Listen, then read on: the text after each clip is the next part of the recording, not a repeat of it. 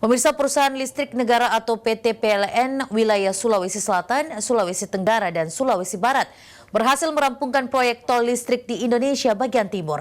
PT PLN sendiri menginterkoneksikan jaringan listrik bagian Sulawesi Selatan dan Sulawesi Tenggara guna pemenuhan kebutuhan listrik di Indonesia bagian timur.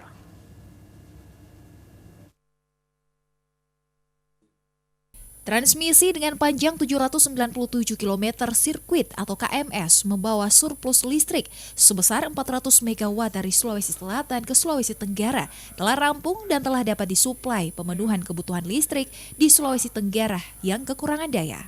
Dengan adanya konektivitas dan interkonektivitas sistem jaringan listrik yang menghubungkan dua provinsi berbeda di Indonesia bagian timur tersebut, maka sistem kelistrikan di Indonesia bagian timur tidak hanya lebih handal, melainkan juga dapat menumbuhkan perekonomian di Provinsi Sulawesi, terkhusus di Provinsi Sulawesi Tenggara.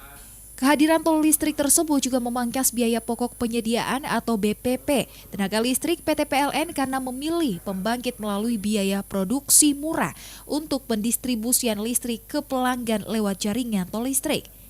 Selain itu, interkoneksi ini juga dapat meningkatkan kualitas sistem kelistrikan di Sulawesi Tenggara yang lebih handal, berkualitas, ekonomis, dan ramah lingkungan.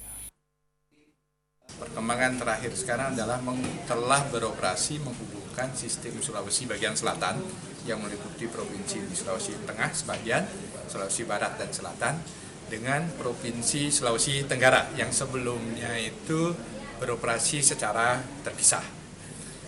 Manfaatnya tentu saja satu adalah secara sistem kita akan menjadi lebih stabil dan kemudian kelebihan daya di cadangan daya di Sulawesi Selatan bisa dimanfaatkan penuh di Tenggara. Di sisi lain adalah diesel di Sulawesi Tenggara sebesar total 120 mega itu kita bisa tidak operasikan lagi. Jadi kita tidak pakai BBM solar lagi, sudah sepenuhnya dari sistem. Beroperasinya jaringan transmisi bertegangan 150 kV tersebut seiring dengan selesainya pembangunan 1.265 menara jaringan transmisi lewat proyek tol listrik tersebut. Asyarudin Arbab, Slebes TV.